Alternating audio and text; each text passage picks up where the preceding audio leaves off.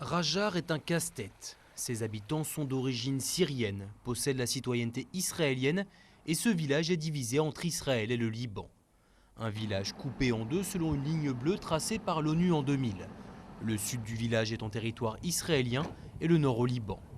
Mais depuis la guerre de 2006 entre Israël et le Hezbollah, l'État hébreu occupe la partie nord du village. Une occupation illégale selon l'ONU. Le gouvernement israélien aimerait donc arriver à un accord avec la force militaire des Nations Unies au Liban. Nous négocierons une solution appropriée avec la FINUL, une solution qui réponde aux besoins des habitants du village. Des habitants qui se font entendre. Début décembre, ils manifestaient contre une partition définitive du village. Selon un journal israélien, l'État hébreu envisagerait de construire une barrière permanente séparant la partie sud israélienne d'une partie nord confiée à l'ONU. Refus catégorique pour cette habitante de la partie nord. Nous avons de la famille en bas, nous avons aussi des terres. Comment peut-on nous séparer comme ça? Si quelqu'un se marie ici, il ne verra plus sa mère là-bas.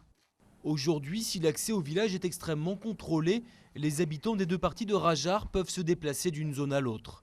Pour beaucoup d'habitants, le statu quo actuel est préférable avant qu'une solution plus globale ne soit trouvée.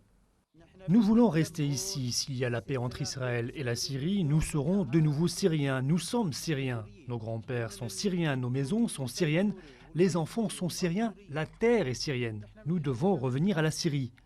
Pour l'heure, les autorités israéliennes assurent que rien n'a encore été décidé et que les habitants du village seront consultés.